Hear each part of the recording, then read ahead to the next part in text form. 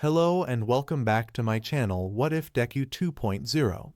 Join us as we delve into the realms of fanfiction and fantasy, bringing you the best stories and discussions.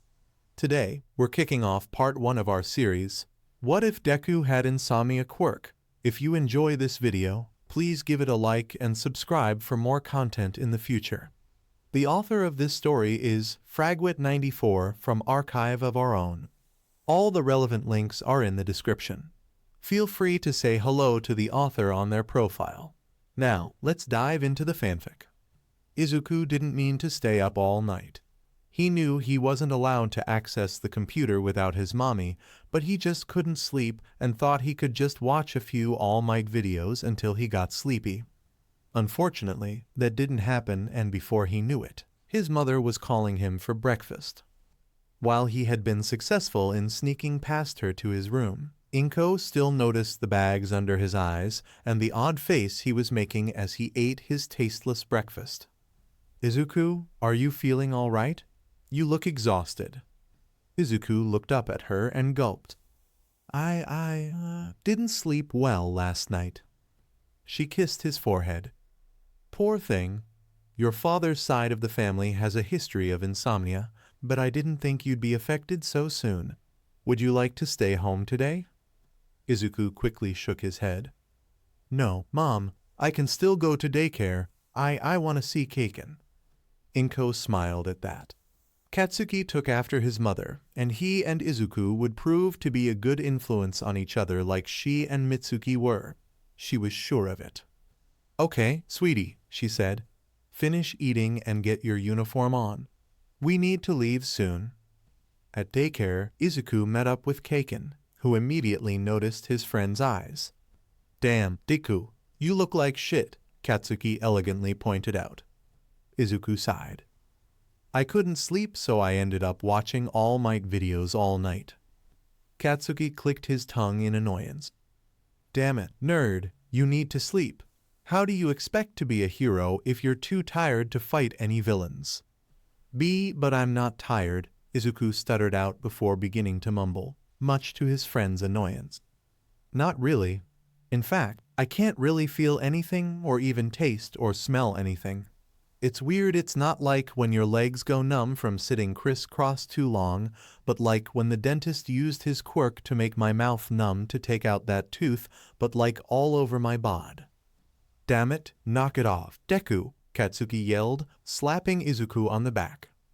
However, in doing so, he activated his quirk for the first time, and the explosion not only knocked Izuku forward several feet, but also burned a large hole in the back of his shirt. As the teacher ran to check on the two, Katsuki looked from his still smoking hand to the now exposed skin on Izuku's back, which wasn't damaged or burned like his uniform. Izuku turned, and the two were just staring at each other in shock. "What the hell?" they both shouted. "Well, first of all, congratulations are in order," Dr. Tsubasa said. After confirming both boys were okay, the director of the daycare called their parents to take them to their local quirk specialist. After several hours of tests, the Bakugus were called back first, but Mitsuki insisted on having the boys' results revealed together. Both boys have been quite blessed with powerful quirks. However, while Bakugo's quirk is about what was to be expected, little Midoriya's is a rather rare case, Tsubasa said, turning to the Bakugus first. "Little Katsuki has inherited a mixture of both of your quirks, being able to ignite a nitroglycerin-like substance he sweats from his palms. However, Izuku's seems to be different from either yours or your husband's, Mrs. Midoriya." "What do you mean?" asked Inko, worriedly looking at Izuku, who was watching starry-eyed as Katsuki made small explosions in his hands. "Well, given what you've told me of the quirks on your husband's side of the family, he seems to have inherited a recessive durability quirk linked to his insomnia. You see, it seems the longer he's awake, the tougher and stronger he becomes. Even his hair became tougher," he explained, showing them a pair of chipped scissors.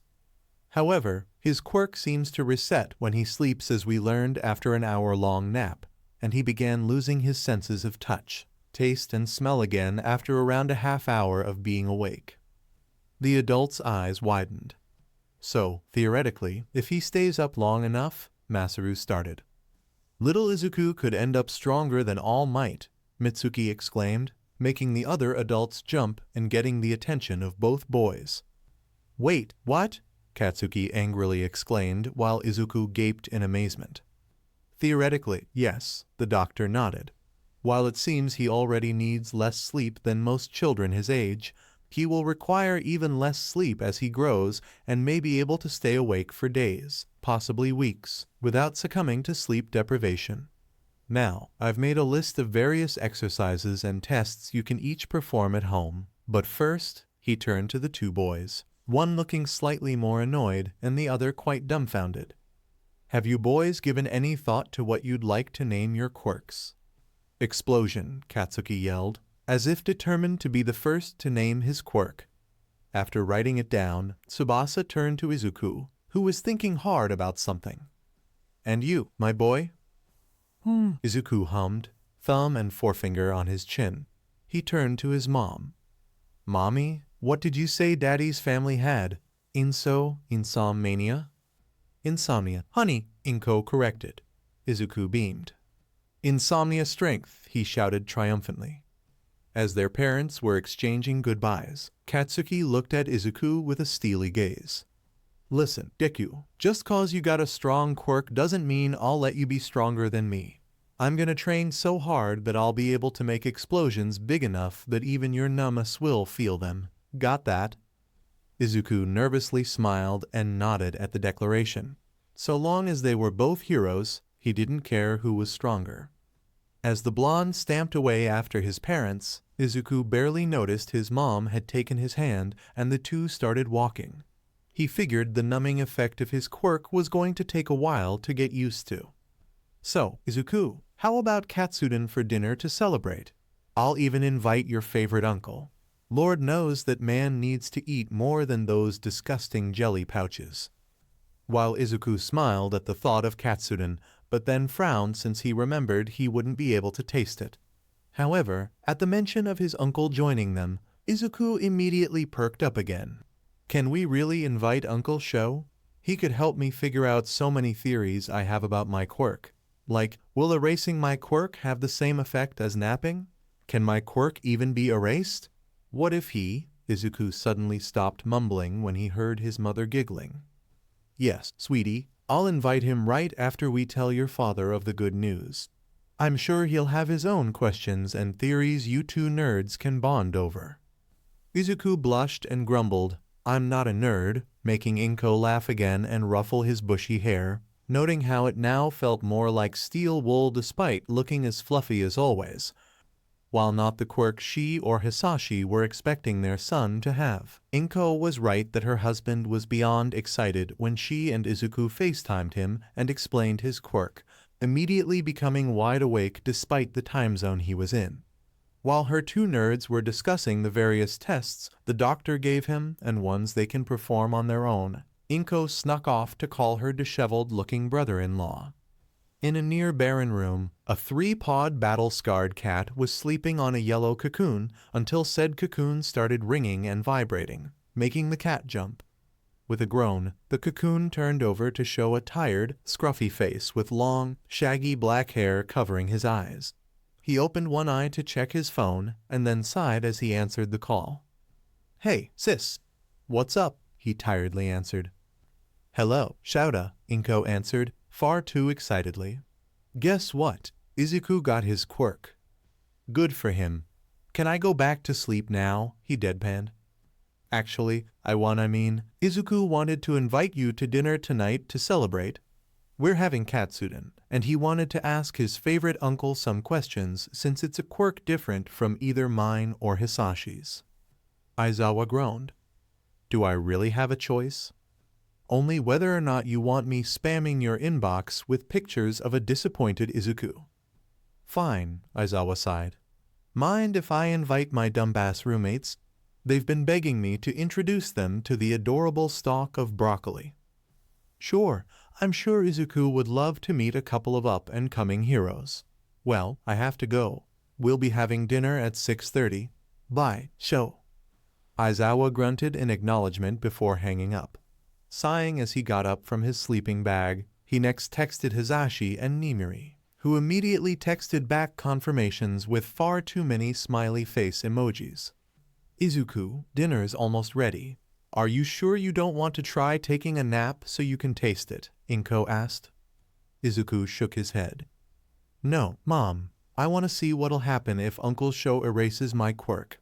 I mean, it might not do anything, but I'm not sure if my quirk could be considered a mutation, and if it isn't, I want to know how long.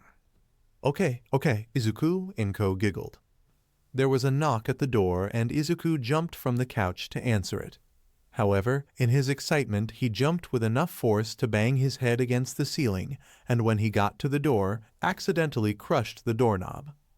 Uncle Sho, Izuku happily exclaimed, looking up at the tired-looking man wearing black sweats and a long, gray scarf. Hey, Kai Oof, Aizawa started and was abruptly cut off as Izuku jumped up and hugged him so tightly he lost his breath and was fairly sure he heard a few of his ribs crack. So this is what Inko was talking about, he thought as he brushed some white powder from his nephew's hair and examined the crushed doorknob. Aizu, Shouta struggled to say, tired eyes bulging and hand tapping the greenette's head trying to get his attention. See, can't breathe. Izuku, be careful, Inko called. You need to control your strength. At this Izuku let Shota go, looking embarrassed as his uncle began desperately gasping for air. Sorry, Uncle, Izuku apologized. It's all right, kid, Sho said, still catching his breath. Just something you need to work on. So, a strength quirk, huh? That's unexpected. Izuku perked up at that. Yeah, the doctor said it was a recess quirk from Daddy. I get stronger the longer I'm awake, and I don't get sleepy and could probably be stronger than All Might. Oh, and look, Izuku said, running into another room to grab something. Shouta started thinking about how this was possible. He and Hisashi shared a mother and remembered her telling him about her grandfather who had a quirk where he could stay awake for prolonged periods of time, but the strength aspect was new. Before he could continue his train of thought, Izuku returned carrying a. Izuku, why do you have a hammer? Instead of answering, Izuku smiled and slammed the hammer into his forehead. When Sho ran to check on him, he was surprised to not see a single mark on the still beaming boy. Isn't that cool? I didn't even feel that. Inko, please explain, Sho sighed as he collapsed onto the couch and looked up to see the dent in the ceiling Izuku made. That explains the dust in his hair. As Inko began to better explain Izuku's quirk, there was another knock at the door. Running over, Izuku was about to grab the doorknob but stopped at the last second and instead gently turned the already crushed piece of metal. The door opened to a man and woman smiling down at him. The man had blonde hair tied into a bun and wearing a light purple hoodie, tight jeans and yellow sunglasses, while the woman was wearing red-framed glasses and a pink sweater and purple skirt with her dark purple hair also tied back but into a ponytail. Hello, sweetie, the woman greeted, crouching down to greet him at eye level. You must be Izuku. My name is Kayama Nimiri, and this is Yamada Hisashi. We're friends of your grumpy uncle, lil listener, the man, Yamada said, shooting the kid finger guns. Hearing the nickname and recognizing the pose, something clicked into place in the young boy's head, and he started vibrating excitedly as he pointed between the two of them. Why, you're the R-rated hero, Midnighta and the voice hero, Present Mike, he exclaimed to both adults' surprise. While they had been gaining popularity lately, especially with Mike starting his radio show and the controversy surrounding Midnight's first costume, they were still fairly low in the rankings. How did this kid recognize them in Cives? Did Sho tell him they were coming? Don't look so surprised, Shouta greeted his friends. Kid's such a hero nerd he could probably pick All Might out of a crowd based solely on his hair color if he had a transformation quirk that made him look like a skeleton when he's off duty. I'm not a hero nerd, Izuku huffed. At that, Present Mike smiled and held out a hand. Well, put there, they'll listen air. Mike's hand was suddenly crushed in a death grip, as the toddler once again forgot his new quirk in his excitement and violently started shaking the voice hero to Nimiri's surprise and Shouda's amusement. "Honey, remember your quirk," Inko worriedly reminded him. Once again, Izuku turned red and looked away from the hero as he let go of Mike's hand and apologized. Hey, it's okay, lil buddy. No harm done," Hisashi reassured him, shaking the feeling back into his hand and rolling his shoulder. "Accidents happen when you're getting used to your quirk. When I was born, my crying made my parents' and doctors' ears bleed." Izuku's eyes widened and, once again unknowingly using his quirk, sped to his room to grab his notebook to ask his mom to write down that piece of trivia and hopefully get the two heroes' autographs.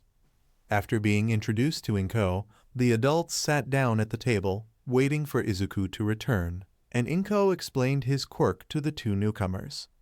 "So, enhanced strength, speed, and invulnerability as long as he's awake, eh?" Nimiri inquired. "Given what shows told us about his handsome half-brother, I was expecting a variation of dragon breath or your mild telekinesis." She then raised an eyebrow and gave a mischievous smirk as she leaned toward Inko. "You haven't been unfaithful while your hubby's been overseas, have you?" Inko blushed and violently shook her head. "Of course not. I would never do that to Hisashi, I swear." Sho rolled his eyes. "Quit teasing, Nem. Hisashi's only been overseas for the past 2 years and Izuku has his messy hair and freckles. Trust me, he's Izuku's father. Our great-grandfather had a similar quirk, but it seems to have mutated through the generations. Either way, it'll be quite handy for heroics," said Hisashi, turning back to Inko. "Not to make an ass out of you and me, but he is planning on becoming a hero, right?" Inko giggled. Since he could understand what a hero was, he and his friend, Katsuki, promised to be the strongest heroes. When Izuku returned and asked his mom to write down what Hisashi said on a specific page, he then handed the book over to the two heroes and nervously asked for their autographs, starting with Mike on the same page. Both heroes cooed at seeing the crayon drawing of present Mike in his hero costume and notes next to it with words like superload and cool hair, with his little tidbit about his birth underneath it written by Inko. After signing the page, Hisashi passed it to Nimiri. After flipping through several pages, mostly dedicated to All Might, she laughed at Sho's page and the grumpy-looking drawing Izuku made along with what might be Eraserhead's first and only autograph. Finally ending up on her page, Nimiri blushed slightly at the crayon drawing of her first costume and quickly signed it before Inko saw. Once the child was hugging the notebook to his chest, Inko began serving their guests.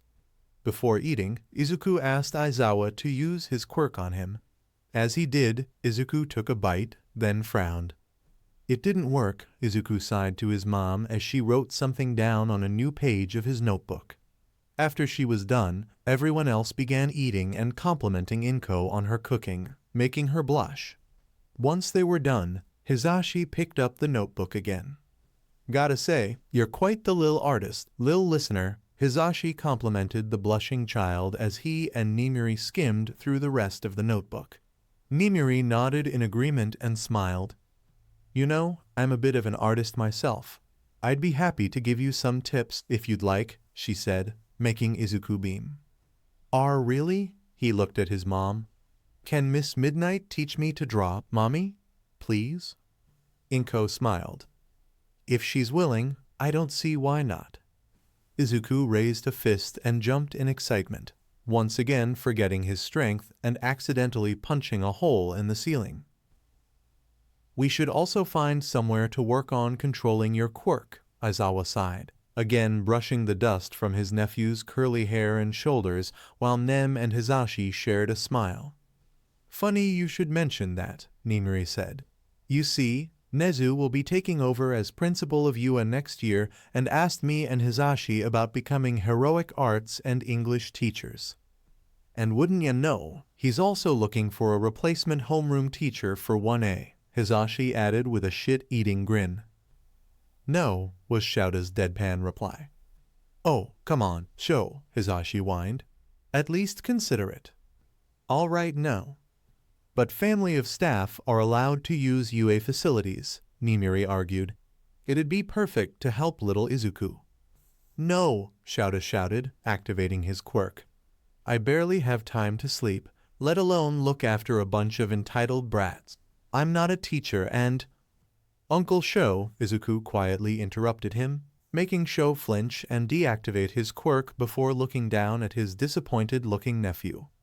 Does that mean you won't help me? Sho's eyebrows scrunched in confusion. Why do you want my help specifically, kid? My quirk doesn't even work on you. 'Cause you're so cool, Izuku said with stars in his eyes. You're not a hero for money or fame. You're a hero 'cause you want to help people, and that's the coolest thing. You're like the underground version of All Might. Besides, it's not just my quirk I want help with. If I'm gonna be a better hero than All Might, I need to learn a lot more than how to punch things. While Aizawa winced at being compared to All Might, he was impressed his nephew already knew he'd need more skills than just using his quirk to hit things really, really hard. Also, he couldn't say no to those eyes, no matter how slightly bloodshot they looked. Fine, Aizawa sighed in defeat. I'll talk to Nezu on Monday, but no promises I'll take the Joe. Once again, he was cut off by his nephew hugging him, though this time much more carefully. As he hugged the ball of sunshine, he heard clicks and looked to see his friends and sister-in-law taking pictures to his annoyance. Before he could do more than glare at them, Izuku looked up at him.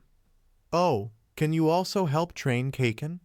His quirk makes him make explosions from his hands. It's nice of you to ask despite knowing I can't say no to you, Aizawa deadpanned, making everyone laugh, and Aizawa's lips curled into a tired smile behind his scarf. What the hell am I doing here? Shouta thought, shuffling down the hallway of his alma mater to the principal's office. He wasn't a teacher and had never considered becoming one, but damn it, his nephew's eyes were his biggest weakness, with cats and good coffee following closely behind. Izuku and his friend both had strong, dangerous quirks and needed a safe place to practice and experiment with them. With the perk of family members of UA staff having access to the facilities after hours and on weekends, it was too good an offer to not at least consider. He'd meet with Nezu, ask about requirements and perks of the job, and if he didn't like what the rat offered, he'd leave. Simple as that.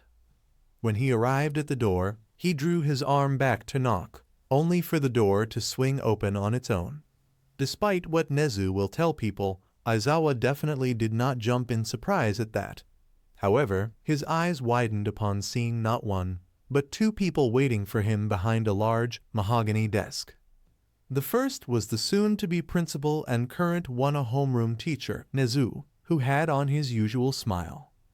Hello, Aizawa, the unknown mammal cheerfully greeted. Am I a mouse, a bear, or a dog? The answer is, I'm the principal, or I will be, starting next year. The second, who was giving him a fanged smirk, was a tall, green man with large, pointy ears and a white turban covering his antennae. He was wearing a dark purple suit and red tie as well as a white cape with large shoulder pads. This was Ma Piccolo Roman II, aka the Dragon Warrior, Big Green, and the current principal. However, he was also Shouta's former homeroom teacher and mentor. Sho gulped and bowed, uttering a sensei in greeting. The large man let out a chuckle. Long time no see, Scruffy. Aizawa quietly groaned at the old nickname. He was thinking about dressing up a little for the interview, but ultimately decided his hero costume was good enough. At least it was clean. He then put on a mask of indifference and took the seat in front of the two. Nezu didn't mention you'd be joining us, Ma-sensei, Aizawa said, narrowing his eyes at said rodent, who wasn't fazed in the slightest. Piccolo scoffed. You didn't think I'd make sure the rat's replacement was up to snuff? Didn't I teach you anything, Scruffy? Shota could admit, in hindsight, he should have seen this coming. Both teachers loved messing with their students, especially him. This was going to be a Luong interview. Nezu cleared his throat and pulled out a stack of forms. In any case, we are here to talk about you possibly joining our staff. You have come highly recommended by Miss Kayama and Mr. Yamada, as well as myself. You are indeed a dedicated hero, and no doubt have much you can teach our students. However, I must say I am surprised you'd be interested in a teaching position. Aizawa sighed. Honestly, I'm here for my nephew.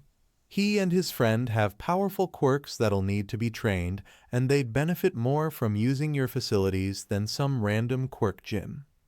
As Nezu typed something on his computer, Ma crossed his arms and narrowed his eyes, making the hairs on Shouda's neck rise. If you're planning on taking advantage of the perks without putting in the work, then you can forget it. Teaching isn't as easy as just telling a bunch of brats what to do before nap. If you want to be a teacher, you'll be expected to give all of your effort into learning to do it right. Got it. Shouda's mask of indifference slipped, and he found himself frantically nodding in understanding. Meanwhile, Nezu was grinning as he read Izuku Midoriya's file. Insomnia Strength was truly an interesting and powerful quirk. He'd need to add him to the list of potential successors he was making for when Yagi decided to reveal the secret of his quirk to him. He then turned back to the slightly sweating Aizawa. Well, as Masen said, you will need to undergo a series of online classes and teaching seminars as well as gain some experience as a teacher's assistant before being officially hired. Both boys will still have access to Gym Gamma during this process under Cementos' supervision. However, I would like to meet both boys before further discussions of training them. I'm up to date on young Midoriya, but what is his friend's name? Bakugo. Bakugo Katsuki, Aizawa said, not even surprised he knew Izuku was his nephew. Once again, Nezu was typing away, and as Aizawa cleared his dry throat, Nezu slid a cup of tea his way. Here we are. Not the most creative name for a quirk, but certainly powerful. Oh, I can't wait to meet them. Aizawa looked between the two, Ma's arms still crossed, but looking slightly more relaxed. So, do I get the job? Well, that depends, Ma shrugged. Are you willing to put in the effort, or do you plan on napping while others pick up your slack? Aizawa's eyes narrowed. For my nephew, I'd burn my favorite sleeping bag. Ma gave a fanged grin as Nezu clapped excitedly. Excellent, Nezu cheered, passing Aizawa a contract. Here is your contract. I'm sure you will find the terms more than fair. Not only will you have quite a bit of freedom in how you teach, but the salary is more than fair and the job comes with access to on-campus housing. Any questions? Which teacher will I be shadowing? Aizawa asked before sighing, as if it wasn't obvious. Ma smirked. That's right, Scruffy. Next year, I'm back as 1A's homeroom teacher. Wonderful, Aizawa deadpanned. One more thing, he said, pulling a notebook out of his scarf. Will you sign this for my nephew? After reading and signing the contract, Piccolo decided to walk Aizawa out, much to the latter's discomfort. So, why are you retiring? Aizawa asked, the silence being too awkward even for him. You've only been principal for 2 years. For one, I'm sick of being forced to wear this damn suit, Ma said, loosening his tie. If you're ever offered a position of power, make sure there isn't a dress code tied to it. Noted. Second, while I like teaching, I'm needed in the field. There's a case involving my late father, and I can't properly divide my time between it and my students. It wouldn't be fair to them. Aizawa scoffed. Life's not fair. Better for them to learn that now rather smack asterisk. Aizawa was cut off by a slap to the back of his head. Looking up, he saw Piccolo narrowing his eyes down on him, making him feel like a child who needed his mouth washed out with soap. Believe me, plenty of them already know just how unfair life is. As I recall, you were one of them. Would you rather I'd have reminded you of that fact without doing anything to help you overcome that unfairness? At this, Aizawa looked away, embarrassed. Piccolo then sighed and put a hand on his shoulder. Look, kid, you learned and overcame a lot on your own, but some people need a little more help than others to achieve their full potential. As a homeroom teacher, you are your student's third parent, and they need to know they can come to you for help with anything from quirk control to an abusive parent. Do you understand? After a moment of silence, Aizawa nodded and the two continued their walk to the gate in silence. When they got there, Aizawa paused as if about to say something. Instead, he simply waved goodbye to his mentor before continuing his walk home. Being a teacher was going to be harder than he thought, and he had some habits he'd need to break. But he'd go plus ultra for his nephew's sake, even if it meant going to therapy. Taking out his phone to text Tweedle34E and Tweedledumbass the sad news that he would be moving out, Shouta was surprised by the time. Despite how long it felt, the meeting with Nizu and Ma only lasted about an hour. Sho was planning on heading home and catching an afternoon nap when his phone rang. "What is it, Inko?" "Hello to you too, Sho," Inko joked. "So, how'd it go? Did you get the job? I'm not interrupting anything, am I?" Aizawa sighed. "No, I just left. Technically, yes, I got the job." "Technically?" Inko questioned. "I have to attend a bunch of online classes and seminars and spend some time as Ma-sensei's ta before I can become an official teacher." "Well, that's to be expected," she mused. "They don't just let anyone be a teacher at the most prestigious school in the country without some proper training. Anyway, congratulations. Izuku's going to be thrilled. Speaking of, would you mind picking him up from the playground? No big deal if you can't." Aizawa sighed again. No, I don't mind. It's on the way to my place anyway. How's he been?" "Well, aside from looking more like you by the day, he's adjusting well. We haven't had to replace the doorknobs since last time, so he's quickly learning restraint. He's also been spending his nights studying, though I think he's starting to show signs of sleep deprivation. However, what I'm most worried about is his relationship with Katsuki." "Bakugo? Why?" he asked. He knew the brat had a strong quirk and heard he had a temper like his mom, but Izuku shouldn't be affected by it, especially if he's been awake since last week. "You see, Katsuki has always been competitive and he hasn't been, adjusting well to Izuku having a more heroic quirk than him. He's tried attacking Izuku every morning this week. He seems to have paid attention to what Dr. Tsubasa said about his quirk resetting after he sleeps." Shouta scowled. "What about the daycare or his parents? Shouldn't they have been notified their son was using his quirk on another child?" "I tried talking to Mitsuki, but she doesn't see a problem. Izuku hasn't gotten hurt yet, and she thinks it'll be good for Katsuki to learn he can't win everything through force. And the daycare keeps giving him warnings since he's not physically harming Izuku, and they keep labeling his attacks as accidents." Aizawa's eyes narrowed at that. If Bakugo was a little older, he'd understand the school not wanting to jeopardize his chances of getting into a hero school with a record. But this was daycare. The kids didn't have records, and it was illogical to not take this kid's attacks seriously. No, something wasn't right. "I'll see if I can talk to him after taking Izuku home," Aizawa replied. "I have to talk to them both, anyway. Nezu agreed to let them both train while I'm a ta, but he wants to meet them first to get a better idea how to train them."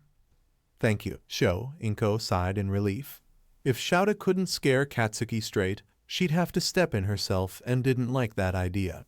Katsuki shouldn't fear having his teeth pulled out every time he sees her. Katsuki was pissed. Well, more pissed than usual. This past week should have been one of the best of his life, discovering his quirk and establishing himself as the strongest future hero. But Nuo, Deku had to ruin it by forgetting his place. He hated the nerd, but he was also his closest friend, and Katsuki can admit the nerd was smarter than the rest of the extras. They did everything together and shared the dream of becoming heroes together. However, even at such a young age, he knew there could only be one number one hero, which he was sure would be him, while Deku would be the Sir Nightai to his all might. So how the hell did Deku end up with a stronger quirk? What pissed him off more was that unlike his own badass quirk, Deku's had nothing to do with either of his parents' quirks. What made Deku so damn special? Nothing, that's what, and Katsuki wanted to make sure Deku remembered that. He had been paying attention to when Dr. Eggman said Deku's quirk shut off for a half hour after he slept, and even then, it'd take hours for him to get as tough as he was when he tanked Katsuki's first explosion. The next morning, as Deku stupidly walked up to him, Katsuki unleashed an even bigger explosion than the other day right in his face. That'd teach the nerd to underestimate his strength. However, as the smoke cleared, Katsuki's vicious smile turned into a furious scowl as Deku just stared at him confusedly with slightly red eyes. "Kaken, what are you doing?" Deku asked, as if it wasn't obvious. Katsuki just grunted and stormed away. So, the nerd hadn't slept yet? No matter, he looked even worse, so surely he'd sleep that night and Katsuki would get him the next day. However, the same thing happened and continued happening every day that week. No matter how big the explosion, no matter what angle he took, Katsuki couldn't damage Deku and the nerd wouldn't fight back, like he was beneath him. And then, as if all this wasn't bad enough, he had the nerve to ask if he needed help after slipping on that stupid log like he was some weakling. How dare he? Now, here Deku was again, getting in his way of teaching another useless extra a lesson. Fingers and Wings had run away when the nerd showed up, but no matter. He didn't need any help from those cowards. "Kaken, what are you doing?" Izuku drawled, sounding tired with his lids half open. Even though he looked like he was about to pass out due to exhaustion, Izuku stood firmly between Katsuki and a boy crying on the ground. "Back off, Deku," Katsuki scowled, explosions popping in his palms. "That stupid extra needs to be reminded of his place." At this, Deku lazily blinked. "Oh, and where's that, Kaken?" "The same place you should be, you worthless Deku," Katsuki shouted as he launched himself at Izuku. However, his vicious smile disappeared as suddenly as his explosions and something wrapped itself around him. As Katsuki struggled against his bindings, he turned to curse out the villain who did this but suddenly froze. He looked up to see a man dressed in black glaring down at him with glowing red eyes and saw the man's hair dancing like black flames. "What?" the man growled as he yanked the boy to eye level. "Did you just call my nephew?" Katsuki's jaw dropped. Shota's unblinking glare shifted to Izuku, who was waving at him, and another kid who was on the ground and looking at him nervously. "Hey, Nka Sho," Izuku slurred, still waving. Damn, Inko wasn't kidding, he thought. Aizawa blinked and looked at the other kid, who flinched. He reached into his pocket and pulled out his hero license. "You okay, kid?" he asked, showing his ID while still keeping Katsuki wrapped up tightly.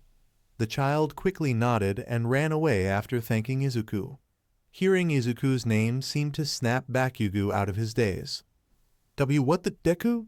Since when do you have a villain for an uncle?" he yelled, trying to blow his way out of the scarf, but soon stopped once Aizawa activated his quirk again and showed Katsuki his hero license. "I'm not a villain, you little delinquent. I'm a pro-hero," he said. Katsuki stared in disbelief at the license before narrowing his eyes back to Aizawa. "Never heard of you, Eraserhead," Katsuki said, skeptically. "That's the point of being an underground hero," Aizawa replied, putting his license away. "Come on, Izuku. I'm taking you boys home." "'Kay," Izuku replied, shuffling over as Aizawa started walking, releasing Bakugo and roughly dropping him. Bakugo got up and glared at them both before following. "By the way, Izuku, Nezu liked your notes," Aizawa said, pulling the notebook out. That woke Izuku up. As he went to grab the notebook, Aizawa pulled it out of reach. "I'll only give you this back if you promise to sleep tonight," he said. Before Izuku could argue, he continued, "I know you've been up for the past week and it's catching up with you. Your slurred speech is a clear sign of sleep deprivation." Izuku pouted but agreed. "I wanted to see how long I seen go." "We'll have plenty of time to experiment as you grow," Sho said. Once Shouta gave him back his notebook, Izuku flipped through it to Nezu's page and beamed at the autograph. but his eyes widened as he continued until he got to Ma-sensei's page. "You even got to meet Big Green?" Izuku excitedly asked as Bakugo continued stamping behind them. Aizawa nodded. "He was my sensei at UA. I'm going to be his assistant while I'm earning my teacher's license," he said, smirking when he heard both boys exclaim in surprise. While Izuku was happy at the news, Bakugo refused to believe it. "Bullshit," Katsuki yelled and stopped in his tracks. "I can buy you being a nobody hero, but no way would anyone hire your homeless as a teacher, let alone All Might School. I share an apartment with 2 other heroes, and All Might doesn't own UA," Aizawa deadpanned. Katsuki was starting to turn red with a mixture of rage and embarrassment, while Izuku held back his laughter. As they continued walking, Izuku started asking him questions about Yue and what Nizu and Big Green were like until they got to Izuku's apartment. As Katsuki started stomping home on his own, Shota wrapped his binding cloth around his arm. "Wait here," he said, Katsuki glaring at him. When Sho didn't react, Katsuki folded his arms and sat on the steps of the complex with a scowl. Sho then walked Izuku up to his mother and explained their deal and how he'd tell her more about his arrangement with Nezu after getting Katsuki home. The walk to the Bakugus was less pleasant without his nephew. Katsuki seemed to be stomping as fast as he could to try losing the hero, but was grabbed by that damn scarf every time he tried taking a detour. "Damn it, knock it off, hobo," Katsuki finally snapped. "I know my own way home." "Yeah, so do I," Aizawa said, "but I wanted to have a talk before we got there." "TT, what could you possibly want to talk to me about?" "Well, for starters, how about telling me why you've been trying to hurt my nephew since your quirks came in?" Shota said, noticing the boy's fists clench. "None of your business," Katsuki tried, but Aizawa wasn't impressed by the answer. "Actually, it is. As a hero, it's my job to keep an eye out for any possible villainous behavior." "I ain't a villain," Katsuki snarled, turning to face Shota with explosions lacing his palms. "Really?" Aizawa asked, narrowing his eyes. "So, you weren't using your quirk to attack someone unprovoked, because that's what villains do." Sho eyed the explosions. They also use their quirks in public without a permit. Katsuki's eyes widened before narrowing and clenching his fists to turn off the explosions. "He was looking down on me," Katsuki snarled. "How so?" "By rubbing his quirk in my face," Katsuki snapped. "It's not fair. I was supposed to be the next All Might, not him. I've always been stronger, faster, and smarter than everyone else, and Deku ruined everything. I just wanted things to go back to normal by reminding him of his place." Aizawa's first instinct was to bluntly state life isn't fair and tell the boy to get over himself, but stopped himself. He could see angry tears forming in the corner of Bakugo's eyes as he glared at the ground and sighed. He had to remember this kid was the same age as his nephew. He needed guidance, and Aizawa needed to practice giving it. He kneeled in front of him. "Look, kid, I get being frustrated by things not going your way, but that doesn't give you the right to attack other people," Aizawa said, trying to think of an example that the brat would listen to. "Well, he respected All Might, so let's work that angle. You don't see All Might picking fights with Endeavor or any other hero trying their best to be the next #1, do you?" Katsuki angrily wiped his eyes before reluctantly shaking his head. "Being strong is only part of why All Might is the #1 hero," Aizawa continued, getting a confused look from the brat. "I may not be his biggest fan, but I do respect him and get his appeal. Unlike Endeavor, All Might is kind, photogenic, and always puts others' needs above his own. Hell, his debut was a rescue mission, not some big villain fight. If you don't want to become the Endeavor to Izuku's All Might, you need to get a handle on that anger and remember that real heroes do more than just beat up villains. Understand?" After a long pause, Katsuki gave a grunt, and the two continued walking at a much more even pace, Katsuki obviously stewing over what was said. When they got to the Bakugus, Sho was relieved to see Masaru instead of his more bombastic wife. "Hello, Aizawa," Masaru greeted with a bow. Inko told me you'd be coming. She said something about training Katsuki. Aizawa nodded and followed the father and son to the living room. I'm going to be working at UA, and Nezu wanted to meet both boys to get a better idea how to go about that. Both Bakugo's eyes widened. Wow, thank you, Aizawa. I'll let Mitsuki know as soon as she gets home. She has a shoot today, you see? Of course, Shota said, pulling out the card with Nezu's number. You can call this number to schedule the meeting.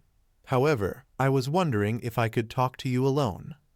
Of course, Masaru said, looking down at his son who just huffed before going upstairs to his room. Once he heard the door loudly shut, Sho sighed. I think it'd be best for you as counselor, Hound Dog, to speak to Katsuki, too, he said. When I went to pick up Izuku, I saw him and two others picking on another boy before Izuku stepped between them. I had a talk with him, but I'd still like a professional to help him with his anger. Also, I'm no expert, but he seems to be developing both a superiority and inferiority complex. Bracing himself for the response, Sho was surprised when Masaru sighed and nodded. I agree, he said. Look, I know Mitsuki doesn't see the problem, but I'm worried about the lack of consequences from his daycare, leading him to believe he can get away with using his quirk on others so long as someone covers for him. I don't want my son to become a bully with a hero license. I'll let my wife know this is non-negotiable. Aizawa sighed in relief. Good. I'll let Nezu know and talk to Hound Dog about both boys so Katsuki doesn't feel singled out. Masaru bowed again and thanked Aizawa for looking out for his son. As he left through the front gate, Aizawa looked up to see Katsuki looking down at him from his window. As he waved goodbye, Katsuki gave a one-fingered salute back. Sho smirked and began walking back home, two words popping into his head that perfectly described the Bakugo brat. Problem child. Damn it, Deku, will you knock it off? Katsuki murmured as both boys followed Aizawa through the front gate of UA. It had been another week since Aizawa had his meeting with Ma-sensei and Nezu, and it was time for the boys to meet the rat. Inko had just dropped them both off, and Izuku, whose eyes seemed to have permanently developed dark circles under them no matter how much sleep he got, was bouncing with excitement. Sorry, Kaken, but I can't help it, Izuku said. We're at UA, the greatest hero school in the world, the same place All Might went, and we're about to meet Nezu, a real pro-hero. How are you not excited? Katsuki clicked his tongue in annoyance. Just 'cause I'm not bouncing around like a goddamn lunatic doesn't mean I'm not excited. You're acting like you haven't already met two other pros. Yeah, but Nezu is so cool, Izuku said, as Katsuki rolled his eyes. Every hero is cool to you, Deku, Katsuki said. Yeah, but Nezu is especially cool. He's the only quirked animal with a hero license. Not to mention his quirk makes him one of the smartest beings in the country. Aizawa just shook his head as Izuku continued listing off facts about his future boss, while he could practically hear Katsuki's teeth grinding in annoyance. The brat was already making progress since their talk. He was surprised when Inko told him Katsuki had ceased his morning attacks and actually apologized, in his own way, to Izuku. Still, he thinks Hound Dog will be able to make sure he doesn't regress. Once they entered the main building, Izuku stopped talking and both boys' eyes widened in wonder. This was UA High, the same hero school All Might went to, the hero school they would eventually go to as students. As both boys stood gaping in awe in the doorway, Aizawa snapped his fingers to get their attention. Hey, you're letting the cold air out, Aizawa tiredly said. Come on, Nezu isn't someone you want to keep waiting. As the boys caught up to him, Aizawa prepared himself mentally for his own meeting. While the boys were with Nezu and Hound Dog, he'd be going over his duties as a Ta with Ma-sensei, and he had a feeling Ma wouldn't let him doze off. Once they were at the door to the principal's office, Aizawa looked back at the boys. Either of you want to do the honors? He asked, to which Izuku began jumping up and down with his hand in the air. But Katsuki pushed past him and was about to knock when, as expected, The door suddenly opened. Both boys jumped and fell backward at that, but Katsuki was the first to recover and scowled up at Aizawa, who was smirking. As both boys' eyes wandered around the office, Izuku's eyes widened as they landed on the smiling creature behind the desk. "En ni Nezu," Izuku excitedly pointed, making the rat laugh. "Yes, it is I, Nezu. Am I a mouse, a bear, or maybe a dog?" Izuku's brows furrowed and he started mumbling. "Technically, you're a chimera but share many traits with animals from the mustelid family, including weasels, ferrets, and stoats, as well as otters, which would explain your tail and paws." Aizawa shuddered as Nezu's eyes and smile widened. "Very good, Mr. Midoriya," Nezu cheered, cutting off Izuku's mumbling. "I am indeed a mustelid chimera. How did you guess?" Katsuki rolled his eyes as his friend suddenly clammed up. "He's a huge nerd and likes spending his sleepless nights learning useless shit," Katsuki said, getting a glare from Aizawa and a chuckle from Nezu. "Well, I must say I'm impressed. Now, Aizawa, why don't you take young Mr. Bakugo to Hound Dog, and we'll switch in about, let's say, an hour," Nezu said, to which Aizawa nodded and led a grumpy-looking Katsuki out of the room. Once the door closed, Izuku looked back at Nezu, who suddenly had a tray with a teapot and 2 cups and a plate of cookies on his desk. "No need to be nervous, Mr. Midoriya," Nezu said, hopping down from his chair and carrying the tray to a small table between the 2 black couches in the middle of the room. "Please join me for some tea." Izuku gulped and nervously walked over to the opposite couch. He knew it was, as his uncle would say, illogical to be afraid of Nezu, but Izuku was never good with social interactions, and there was something intimidating about the creature that Izuku couldn't quite describe. "Would you like some sugar or cream?" Nezu asked as he began to pour them each a cup. Izuku shook his head. "And no thank you, sir," Izuku managed to say as he picked up his cup with a shaky hand. I wouldn't be able to taste it, anyway." Nezu gasped and gave a small bow, surprising Izuku and almost making him spill his tea. "My apologies, young man. I'm so used to conducting business in this way that aspect of your quirk completely slipped my mind. Would you perhaps like something different to drink?" It's fine, sir," Izuku stuttered, taking a sip of the piping hot beverage without blowing. My mom is still getting used to tea, that part of my Q quirk, too." He then eyed the plate of cookies. But could I please have some sea cookies to take home?" "Of course, my boy," Nezu chuckled, pulling out his phone. "I'll text Lunch Rush to box up another batch for you." "Lunch Rush made these?" Izuku asked, eyes wide at the cookies like they were more valuable than gold. "Of course, he handles all the meals at UA." As Izuku drooled at the idea of tasting Lunch Rush's katsudon, Nezu placed a box next to the tray. Izuku looked inside to see some papers as well as what looked like puzzles and blocks of various shapes and sizes. "I was hoping to get to know you a little better by playing a few games.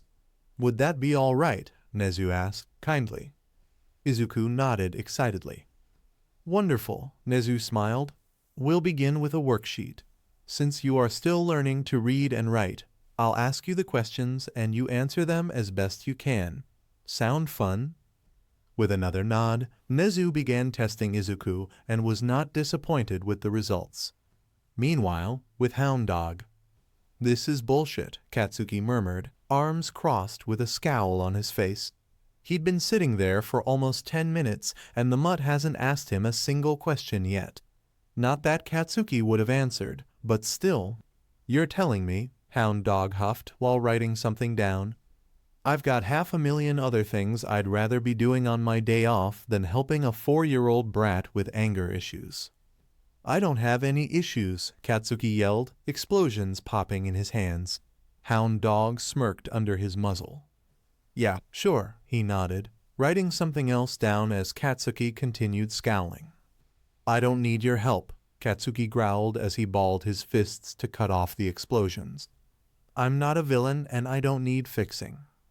"Of course you're not a villain," Hound Dog shrugged. And I'm not trying to fix you, whatever the hell that means. I just want to know more about you. Now, do you want to get started, or are we just going to sit here in awkward silence for the next 50 minutes? After a few moments, Katsuki huffed and sat back down. Let's get this over with, Mutt, Katsuki grumbled. All right, then, Hound Dog grinned. Let's start with your relationship with Midoriya. While Nezu was giggling to himself as Izuku solved another puzzle in record time and Hound Dog was being treated to a rant about how basic kindness equated to looking down on someone, Aizawa was reading the files of this upcoming school year's Class 1A. As he started to doze off while reading about a boy with a spider mutation, a coffee mug slamming on the table in front of him woke him up. He looked up to see Ma offering him a cup, which he gratefully took. How's it coming, Scruffy? Ma asked as Aizawa gulped down his coffee.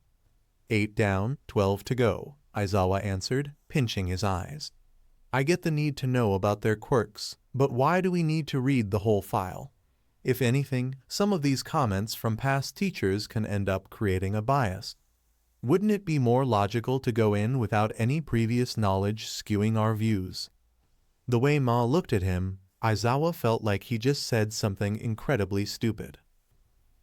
I can't tell whether you actually believe that or if you're just trying to be lazy, Ma said, narrowing his eyes at a suddenly sweating Aizawa. By your logic, I would have just assumed you were a lazy punk who stayed up all night playing video games rather than a hard worker with insomnia. No, you need to know more about your students than just their quirks. That'll just lead to you forming biases of your own before even getting to know them. Before Aizawa could question what he meant, Ma continued. Medical history, learning disabilities, quirk triggers, all necessary. As for the teacher's comments, you're right that we should take them all with a grain of salt.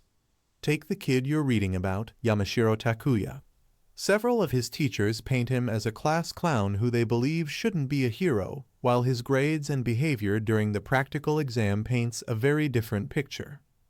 Aizawa agreed the student he had been reading about didn't match the student he observed the other day. He was allowed to watch the heroics practical exam and was impressed by Yamashiro. He clearly had a good handle on his quirk and scored several rescue points at the cost of hero points. Hell, he even got permission to use some support equipment he made that let him shoot webs from all 6 of his wrists like that old Marvel hero. The kid was a genius, but his teachers seemed against him. Was it because he was a mutant? Before you ask, Nezu's looking into his junior high, Ma said, smiling as he sipped his coffee. Aizawa shuddered and continued reading. Later, as Ma was going over how to prepare lesson plans, a timer on Aizawa's phone went off, and he sighed in relief. Welp, that's 2 hours, Aizawa said, stretching as he stood up. Time for the real tests. You coming? Ma shrugged. Why not? I've got nothing better to do. I'll get the old lady and we'll meet you there. This was the best day of Izuku's life. He was at UA with his best friend. He got to play games with Nezu. He talked to Hound Dog and got his autograph.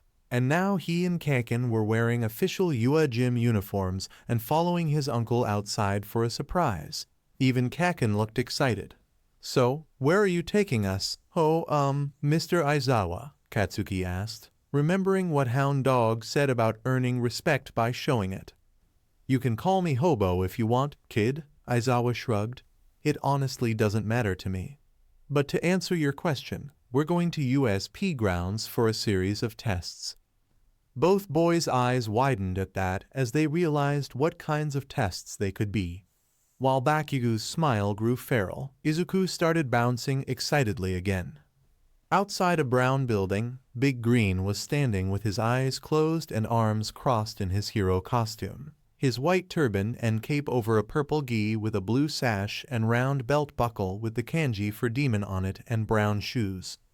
In front of him was a small, old lady wearing a white coat and leaning on a cane that looked like a comically large syringe. As the 3 boys approached, the one with messy green hair and freckles excitedly pointed at Ma. Ah, it's Big Green, he excitedly shouted, making Ma's closed eyes tighten slightly at the volume. Sometimes he wished his hearing wasn't so good. "And your recovery girl," Izuku excitedly said, pointing at the old lady who was now chuckling. "I wasn't expecting someone so young to recognize me," she said as the boy ran up to her with a pen and notebook. As she signed his book and was giggling at the drawing of herself, Bakugo was looking up in awe at Big Green. All Might may have been Deku and his favorite hero, but they both agreed Big Green deserved to be the number 2 hero more than Endeavor.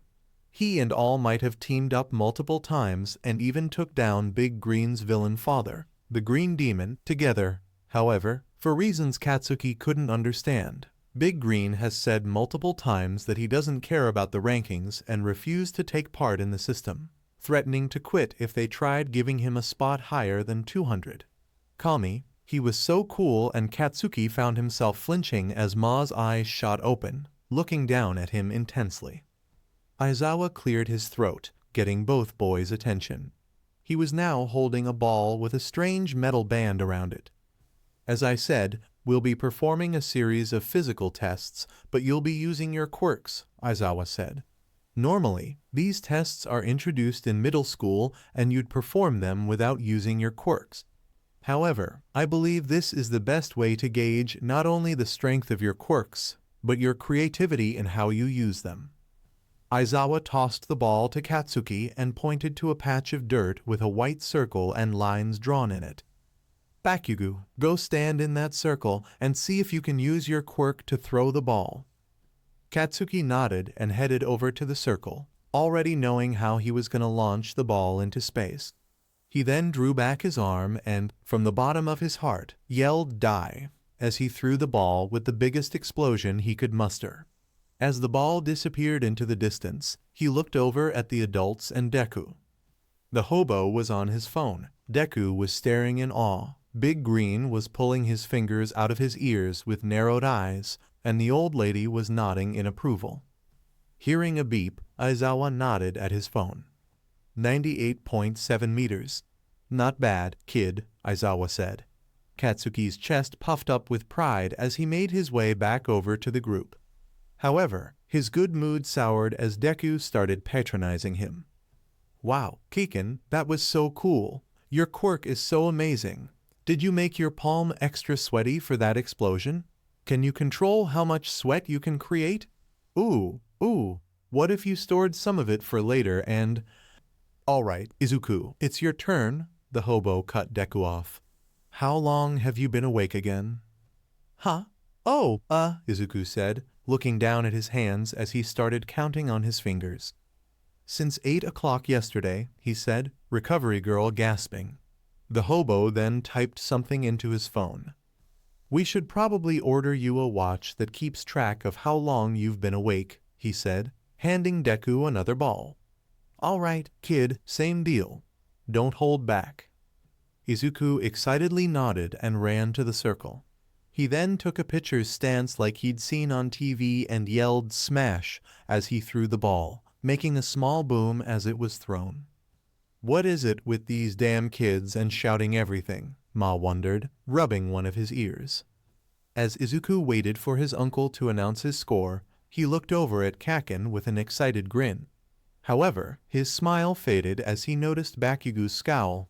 He must have noticed it was taking longer for his throw to be calculated than Kaken's. Just then, the familiar beep chimed and Aizawa nodded. 249.8 meters, he tiredly said, shrugging. "It's a start." "What?" Katsuki angrily questioned. "No way, I want to do over." "No," Aizawa answered dryly, walking away to a track with a robot on a tripod towards the end of it. As the others followed him, Izuku looked back to see Katsuki taking a few deep breaths before catching up to them. He also thought he heard the blonde muttering something, but decided not to bring attention to it. "Up next, the 50-meter dash," Aizawa tiredly announced. As both boys took their places, Katsuki was looking smug as he positioned his arms behind himself, and Aizawa and Ma shared a look. It's a good thing RG is here, Aizawa thought, knowing how badly such an idea can go on a first try. Yup, this was going to be painful. As the robot gave the signal, Bakugo activated his quirk to propel himself forward.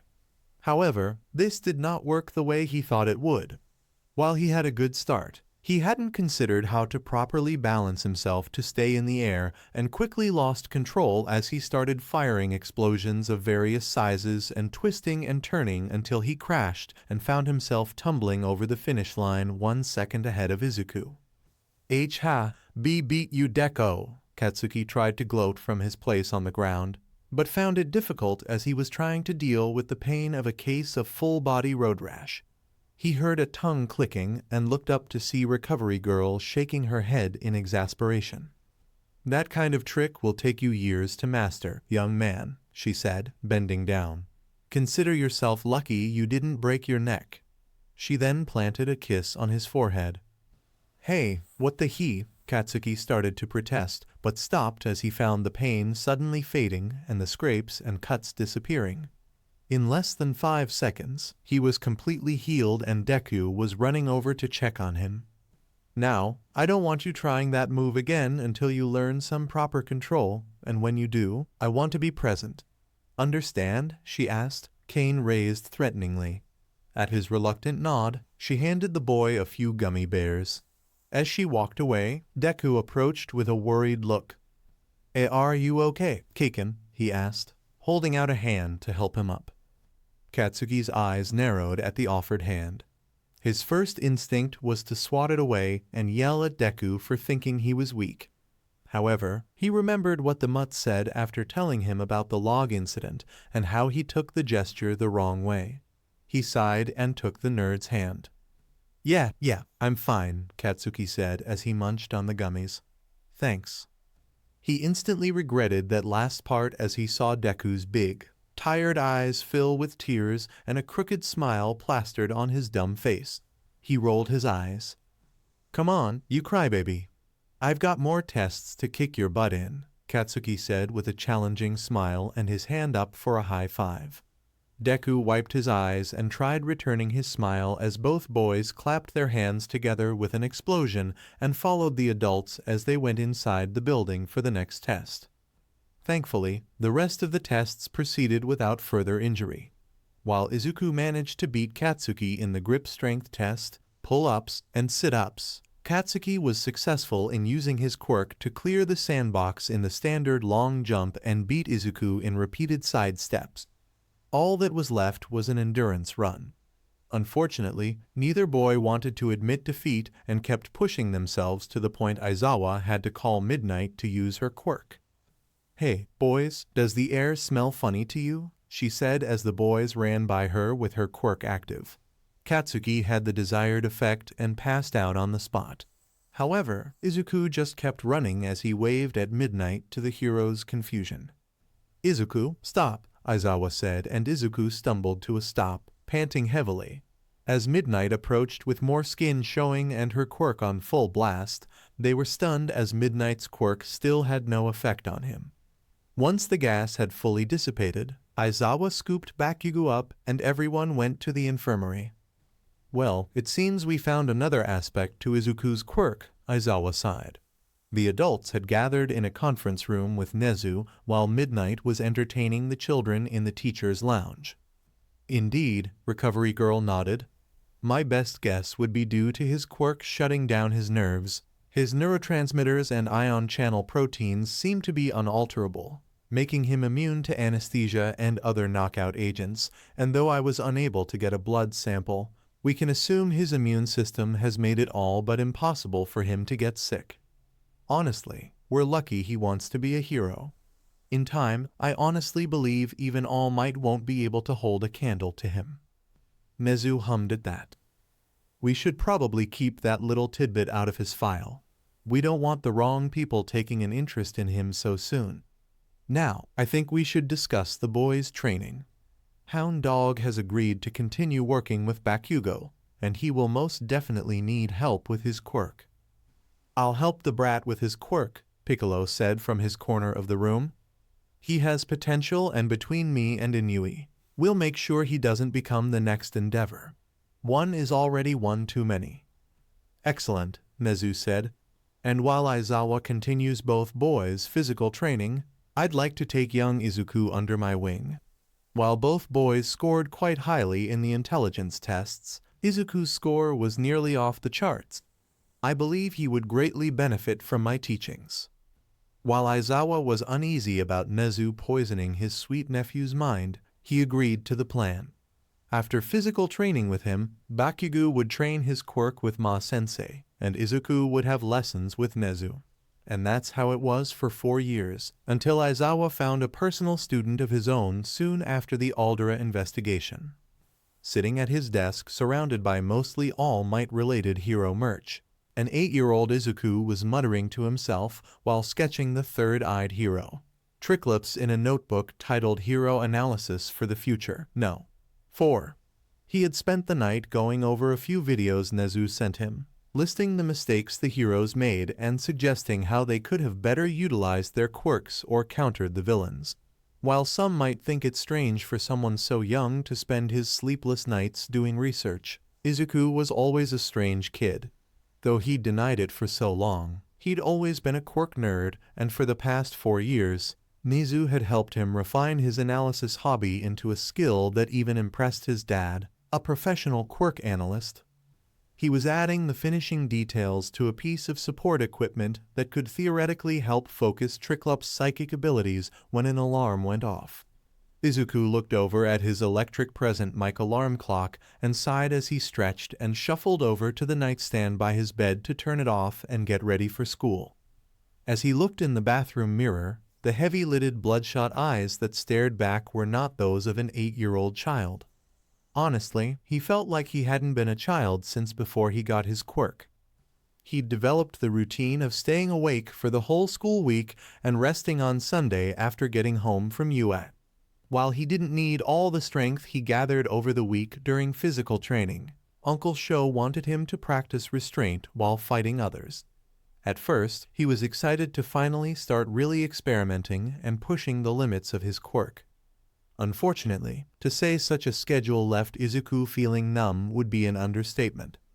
Thanks to the side effect of his quirk, he couldn't enjoy most of the simple things he used to take for granted, like the smell and taste of his mom's cooking or the cooling feeling of a dip in the pool or a nice summer breeze. He wasn't devoid of all emotion, still giddy at the mention of a new quirk or meeting a hero. But he was certainly not the ball of energy that he was when he was 4. He was much more reserved, and his uncle had compared his disposition to that of a teenager, which his mom agreed with. She had tried to talk him into a more reasonable schedule, but despite how red and dark-lidded his eyes now were, she still couldn't say no to them. As he was brushing his teeth, Izuku noticed a couple of his hairs had started to turn white. Despite knowing his mom would eventually notice during his monthly haircut, he tried burying them in the wild, untamable forest on his head. Unfortunately, this resulted in uncovering more, and he groaned at the thick streak of white hair near his right temple. Mom's gonna freak, he thought. Morning, Izuku, Inko cheerfully said, finishing pouring his breakfast shake into the bottle as she heard him sit at the table. Since he couldn't taste her food anymore, Inko had asked Recovery Girl what people with the same quirk drawback ate and was given a few recipes that provided the recommended daily amount of nutrients for each meal. As she turned around, she nearly dropped the shake in surprise as she noticed the white streak in her baby's fluffy curls. Izuku, what happened to your beautiful hair? I don't know, Mom, he said, shrugging as he casually shook his breakfast. I just noticed it this morning. Might just be another mutation due to my quirk. Or it's the result of the stress of staying awake for weeks on end, Inko said, crossing her arms and narrowing her eyes. Well, that's certainly a possibility, he said, nervously gulping his breakfast. Inko sighed as she kneeled down to look him in the eye. Honey, are you sure you're okay? You know Uncle Sho could adjust your schedule if a week is too long. Yeah, Mom, Izuku tiredly smiled at his mom. I'm fine, really. After a few seconds, Inko relented and let Izuku finish his breakfast as she used her quirk to grab ingredients for her own meal. After breakfast, Izuku changed into his school uniform and waved goodbye to his mom as he grabbed his lunch shake to meet Keiken and Auntie Mitsuki downstairs. As soon as Katsuki saw Izuku's hair, he burst out laughing. Auntie Mitsuki wasn't much better. "Damn, Izuku, you look like a mad scientist," she joked. "Gee, thanks, Auntie," Izuku deadpanned. "Just sayin', you might want to ask your mom to start cutting that untamable mop a little shorter. Speaking of untamable, is your scruffy uncle still single?" Katsuki tutted at this. "Damn it, hag, quit asking about Hobo-sensei's love life," he said. Under his breath, he grunted, "It's not like he'd be interested in an old hag like you, anyway." "Relax, brat, I'm just asking for a friend," she said, suddenly sporting a mischievous smile. "You know I love your dad's cute butt too much to leave it." She laughed as Katsuki yelled in disgust. "Uncle Sho thinks a relationship is illogical for a hero to have," Izuku said, rolling his eyes. He was sure his uncle was just afraid of commitment. "Great," Mitsuki smiled. "Emi still has a chance, and you're sure he's not in a relationship with Hisashi and/or Nimuri, right?" Now, it was Izuku's turn to gag in disgust, while Mitsuki reveled in the boy's anguish. Uncle Zashi was like Uncle Sho's annoying little brother, while Auntie Nem was a big sister to both of them. No way would he be dating either of them. Thankfully, the teasing didn't last much longer as they were soon at Aldera Primary School. "Thank Kami," Katsuki said, quickly unbuckling his seatbelt. "Later, hag." "Thanks for the ride, Auntie," Izuku said with a tired smile and wave. "Have a good day, brats. Your dad'll pick you up later, Katsuki." With a grunt of acknowledgement, Katsuki and Izuku joined the group of extras waiting for them. While he'd been working hard over the years to get a handle on his temper, these extras always brought out the worst in him. Over the years, he'd learned the difference between real friends and extras only interested in him for his power. Real friends cared about you and weren't afraid to call you out on your shit when you deserved it. Unlike Deku, who he considered his only real friend, these extras were a bunch of suck-ups, feeding his ego with hollow praise to try to stay on his and Deku's good side. Ironically, while Deku seemed to just ignore them, this only pissed him off even more. "Hey, Bakugo, how do you think you did on that math quiz? I bet you and Midoriya got that bonus question, huh?" "Of course they did. Man, I wish I was half as smart as you guys.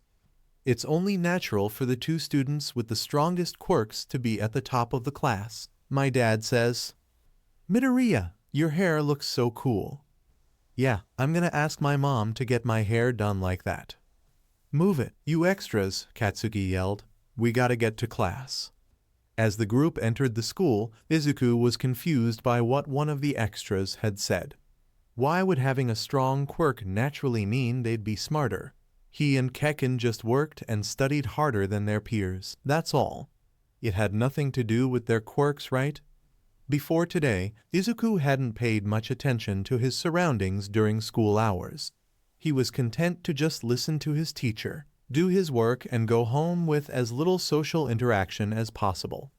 Now that he was paying more attention, though, he didn't like what he was noticing. "Come on, Deku, Aldera's not that bad," Katsuki said as they were walking through the woods behind the Bakugo's house. "Sure, it's a crap hole, but it can't be any worse than most other public schools, right? Kaken, normal public schools shouldn't let kids get away with half the shit I've seen.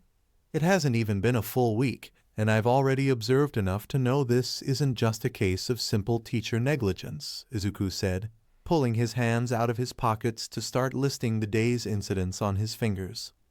First, Freaky Fingers used his quirk to poke and annoy the girl next to him, and she gets in trouble for disturbing class when she grabs his finger and he screams like she broke it. Then, that kid at lunch with the fish mutation was clearly pushed by the guy with a metal jaw laughing at him. But the victim was reprimanded for dropping his lunch and warned about being clumsy. The creep who can yank out his eyeballs and his long-nosed buddy have been harassing a girl who can turn her hands into tentacles all week, but when she tried to report them, she was told it was just boys being boys. Izuku stopped walking and looked at Katsuki, eyes narrowed in disgust and fists clenched. Then, there's the shit boulders for brains said near the end of class today, about his dad believing the quirkless have no place in today's society. Sensei just smiled and nodded to himself as he read his book, like he was satisfied to hear his student spouting blatantly quirkist bullshit. Izuku then gave a tired sigh and shook his head. And I'm not even going to attempt to list all the examples of blatant illegal quirk use the teachers let us get away with. I'm telling you, Kaken, something's up with Aldera. After a moment, Kaken sighed. Damn it, you might be right. Remember those two jerks I fought last year? I didn't even get detention for that. So, what's the plan? You gonna tell Hobo-sensei and the rat? Izuku shook his head. Not yet. I want to get some evidence first. He then donned a creepy grin that was very reminiscent of his uncle's. Want to help the principal tie his own noose? Suppressing a shudder, Katsuki gave a feral grin of his own. Hell, yeah, nerd, he yelled as they shared an explosive high five. Let's take these down. The next day, Katsuki stormed past all the extras, shoving them aside and knocking eyeballs to the ground. While he did this, Izuku made sure his phone was hidden as he recorded the teachers turning a blind eye to his friend's antics. They were going to see how bad Katsuki would have to get sent to the principal's office. While in class, he slammed his hands on Finger's desk while using his quirk to get him to stop bugging that girl. This resulted in Fingers finally being told off by the teacher, but Bakugo remained untouched. Next, Bakugo used his quirk to launch Metal Mouth's tray into his face. Again, no consequences despite the teachers seeing it. He even started a food fight that another kid whose quirk was having 3 faces got blamed for. Back in class, Bakugo went on a rant about how the strong should rule over the weak and how might makes right. While this was going on, the camera was focused on their sensei, who was nodding along and even complimenting Katsuki before saying they needed to get back to the math lesson. Katsuki was finally sent to the principal when he told Sensei to eat shit and howl at the moon. As he got up, Izuku slipped him his phone. Mr. Bakugo, please, have a seat, the principal said in an oily voice. Bakugo stomped over with a scowl on his face. He honestly thought he'd never make it here with how every teacher acted like he was a model student all day instead of the brat he would have been if Hobo-sensei and the mutt hadn't set him straight. He slouched down into the seat opposite the balding man, who had on a fake smile. I don't get why I'm here, Bakugo scoffed. I was just doing what Sensei said. And what was that? The principal asked, slightly confused. The strong need to show the weak their place. I'm the future #1 hero, so why should he tell me what to do? The principal nodded in understanding. Ah, yes, I understand your confusion. You see, Bakugo, we here at Aldera believe you students should learn the importance of strength amongst yourselves. After all, the strength of one's quirk defines their place in modern society. While it's all right to remind your peers of their place every now and again, we educators already know our place, serving the strong. We all know you and Midoriya are destined for greatness, and we want to do our best to help you get there. Do you understand me, son? Bakugo gave a fake smile of his own. Oh, yes, sir, I understand perfectly. Yeah, that place is gone, Bakugo said to Izuku as they made their way to Yua after school. While they could have waited until Sunday to share their findings with their mentors, they both agreed the sooner they were done with Aldera, the better. Shouta would like to think he's pretty much figured this teaching thing out. Sure, he wasn't perfect, but he's definitely better than when he started. While he had learned a lot from Ma-sensei, he had his own ideas on how he wanted to run his class. Admittedly, he may have been a little too tough on his first solo class, but heroics was a tough job, and he believed these kids needed to take it seriously from the start or find a different career. He wasn't actually planning on permanently expelling anyone on the first day, and he was honestly impressed with how hard they worked to prove themselves during his cat. However, Nezu wanted a second opinion on his methods and called Hound Dog in to explain why it was a bad idea to hold the threat of expulsion over the heads of a bunch of over-emotional teenagers who should trust him more than fear him. It was during this talk that Aizawa snapped back at the hunting dog hero and revealed why he believed he needed to be so hard on these kids and was ordered into trauma counseling if he wanted to keep his job. While reluctant at first, he had to admit that it helped him gain some closure on Oburo's death, and he was even starting to sleep better after only a few sessions. He still didn't coddle his students and threw them a few logical ruses now and again to keep them on their toes, but he was now more focused on helping these kids the best he can rather than obsessing over their potential deaths if they didn't know everything on their first day.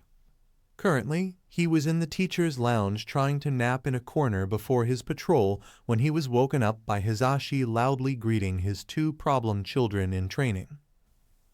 Little listeners, what a nice surprise, Hisashi excitedly yelled as went to ruffle both boys' hair as Snipe and Cementos also got up to greet them. To what do we owe the pleasure? Cementos politely asked.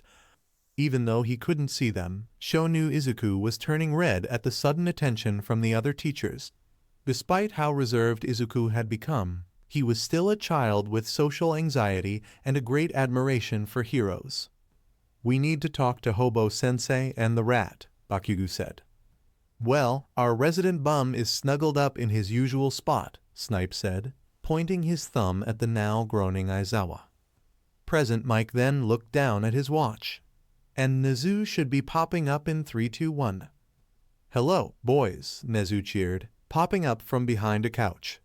While I would normally ask what you think I am, you both know I'm the principal. Both boys rolled their eyes at the eccentric mammal as Aizawa tiredly shed his sleeping bag and tucked it away, knowing he wouldn't be finishing that nap. As the others left to give the four some privacy, Nezu and Aizawa pulled up chairs opposite the green couch the boys were sitting on. Now, what seems to be troubling you too? Nezu asked. Our school is FC up, that's what's troubling us, Bakugo scoffed as Izuku handed Nezu his phone. Me and the nerd started noticing some of the shit they were letting some of the extras get away with, so Deku wanted to see what they'd do if one of their top students tried some of that shit. Took me all day to get sent to the principal's office. As the two pros were watching the videos Izuku took, Nezu's constant smile morphed into a frown, and Aizawa had adopted a scowl that made Endeavor's worst look like All Might's grin. After finishing the video of Bakugo's meeting with the principal, Nezu was completely silent while Aizawa was practically snarling with each breath he took. As Aizawa opened his mouth to speak, Nezu held up a finger to silence him as he took a long sip of tea he hadn't had just a second ago. After a moment, Nezu adopted a smile he saved for when he was planning something especially nasty for his enemies. This made both boys and Aizawa shudder. Thank you for bringing this to our attention, boys, Aizawa finally said. We'll look into this further and let your parents know you'll no longer be attending Aldera. However, in the future, please come to us with these kinds of concerns instead of conducting your own illegal investigation. Told you, nerd, Bakugo said under his breath as Izuku looked away while rubbing the back of his head. As both boys left, Nezu hopped on Aizawa's shoulder as he headed for the Weasel's office. There was so much to do, calls to make, evidence to gather, warrants to acquire, potentially an entire school district to burn down. No, Aizawa would definitely not be getting back to his nap anytime soon. Katsuki was tugging at his tie with a scowl. Aldera may have been a villain-run shithole, but at least he didn't have to wear a shitty uniform. It didn't take long for the Aldera investigation to bear fruit. The multiple examples of blatant illegal quirk use and bullying caught on security footage were just the tip of the iceberg. As the deeper they searched, the more examples of academic sabotage they found. While comparing students' test scores, Nezu noticed the odd pattern of points being docked from those with weak quirks despite getting the same amount of answers right as, if not more than, those with strong quirks. While they had gathered more than enough evidence to get the district shut down, it was soon discovered that several members of staff had connections to the Meta Liberation Army, a long-thought-dead Quirk supremacist group. This led to more investigations and arrests in other districts designated as possible indoctrination zones. As the principal of the primary school Midoriya and Bakugo had attended was being led out of the school in handcuffs, a green glow appeared inside his mouth, and he suddenly cried out in pain as it felt like all of his teeth were being forcibly yanked. The man had to later have all of his teeth removed due to the damage resulting in several infections. Now, Katsuki and Izuku were about to start their first day at Nabu Primary School, where it turned out Ma-sensei's nephew would be their teacher. While Nezu would have enjoyed taking over their education, Aizawa had put his foot down on the matter and argued they needed social interactions with those their own age. Their parents agreed, and while Nabu was a bit further out of the way than they would have liked, it was the closest school with a reputation for zero tolerance. As they were being escorted to their class by the principal, Katsuki looked over at Izuku. Deku had taken the hag's advice and had asked his mom to cut his hair a bit shorter so it was slightly more manageable. The sides were buzzed shorter than the still curly but combed back locks on top, with the white streak still prominent. Even though his friend had tried to put on his usual stoic expression, he could tell Deku was crazy nervous given how much he was muttering and how big his eyes were. Guy could probably take a point-blank Detroit smash from All Might, but social anxiety was still his greatest weakness. "Relax, Deku. You're acting more jittery than that time we tried coffee," Katsuki muttered, making Izuku jump slightly and his face turned red. I know. Keiken, sorry," Izuku muttered. "It's just—" Izuku's muttering was cut off when Keiken grabbed the back of his jacket to stop him from bumping into their principal as she stopped outside their new classroom. She knocked on the door, and at the "come in," the principal ushered both boys inside. As the boys entered, their attention was immediately drawn to the tall man who can only be Ma-sensei's nephew. He was wearing brown slacks, a white dress shirt, and red tie. Like his uncle, he had large, pointed ears and antennae, but was a lighter shade of green and had a smaller, leaner build. He gave the two a kind smile. "Oh, welcome. My name is Muri Dend, and I'll be your sensei. Everyone, these are your new classmates, Bakugo Katsuki and Midoriya Izuku. Please introduce yourself, your quirks, and tell us a little something about yourselves," he said. Both boys bowed to Muri, saying, "I'll be in your care," before turning to the class. Bakugo decided to go first since Deku was still calming himself down. "I'm Bakugo Katsuki," he said, holding up a hand and letting a few small explosions pop off. He smirked at the sounds of interest. "My quirk is called Explosion. Basically, I sweat something like nitroglycerin and can ignite it in my palms." He then puffed up his chest, put his hands on his hips, and gave his best heroic smile and proudly exclaimed, "And I'm gonna be the #1 hero." After a moment of silence, Katsuki's smile turned into an annoyed scowl at the lack of reaction. Izuku gulped before stepping forward. I'm Midoriya Izuku," he said, in a much quieter voice. "My quirk is called Insomniac Strength. I get stronger the longer I'm awake. I like analyzing quirks, and I also want to become a hero." "All right, 2 future heroes," Muri-sensei said with a smile. "I can't wait to see you both debut. Now, please take your seats behind Shinso Hitoshi." Both boys' eyes widened as they spotted the purple-haired boy who must have been Shinso.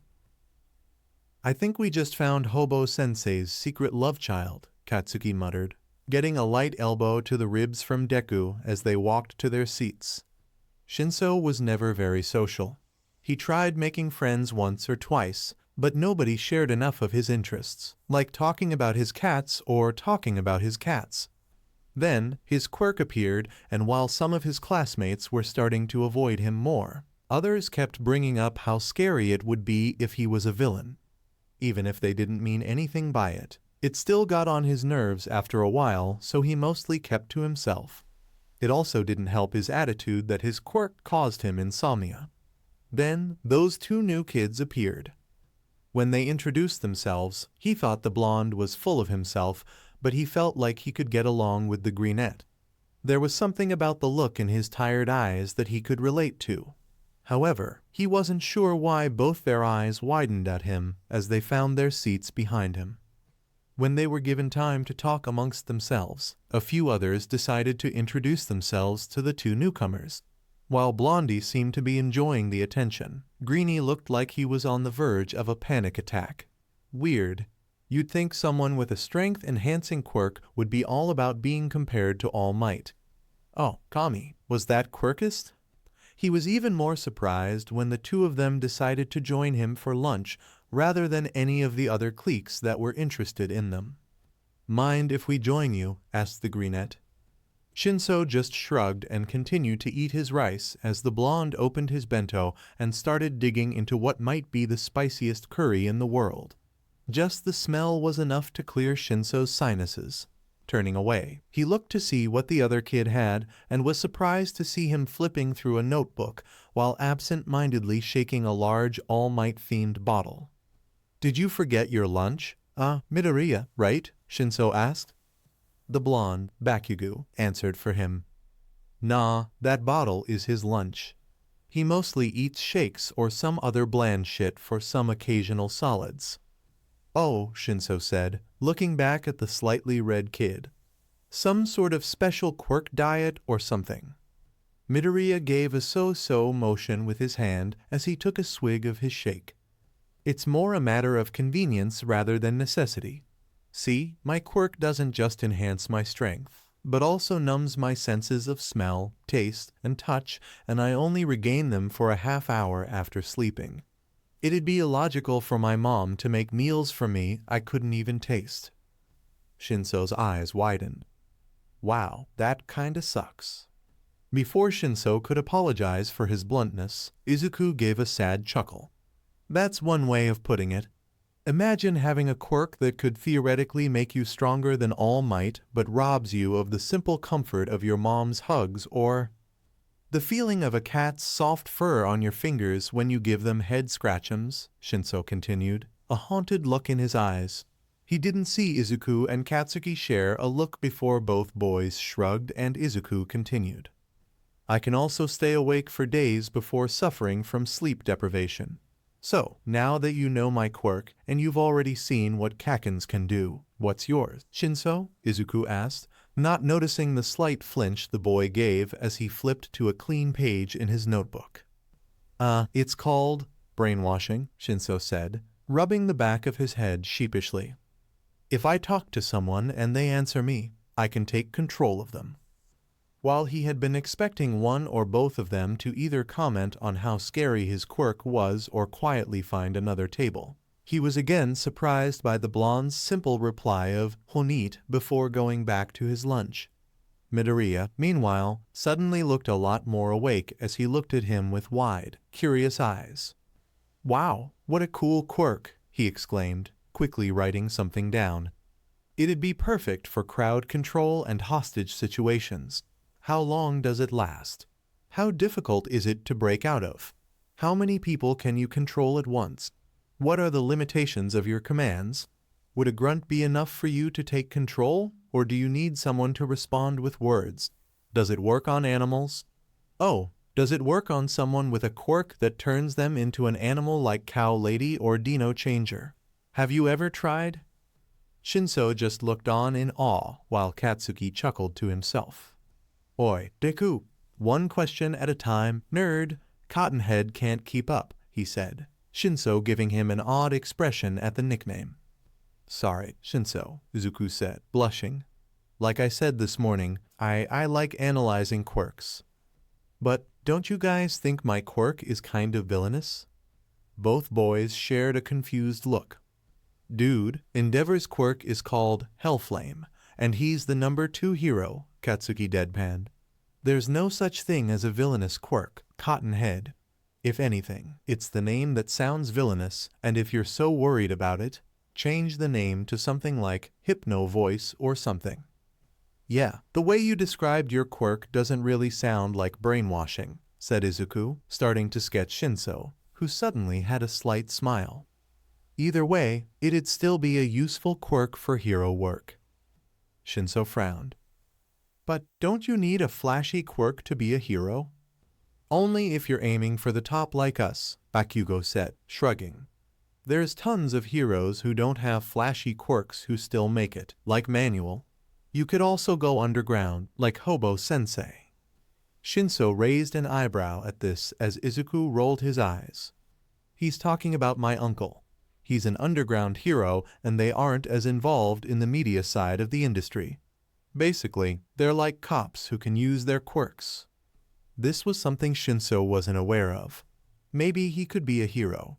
He then gave Midoriya a serious look. Before I answer any of your questions, I have two for you. First, why are you guys interested in befriending me? Katsuki shrugged. Honestly, you didn't try sucking up to us like the other extras, and I respect that. I had more than enough of that shit at Aldera. Well, that explains the late transfer, thought Shinso. I just thought you might like some company, Izuku said, rubbing the back of his head. After a pause, Shinso nodded. Second, and this is important, he said, glaring at both of them. Do you guys like cats? After school, as everyone was saying their goodbyes and splitting off into groups, Shinso waved goodbye to his two new friends as he got in his mom's car. Who were those two you were talking to, Cotton Ball? His mom asked. I don't think I've seen them before. Just a couple new kids, Shinso said. They're kinda weird, but alright. We ate lunch together and they said they like cats.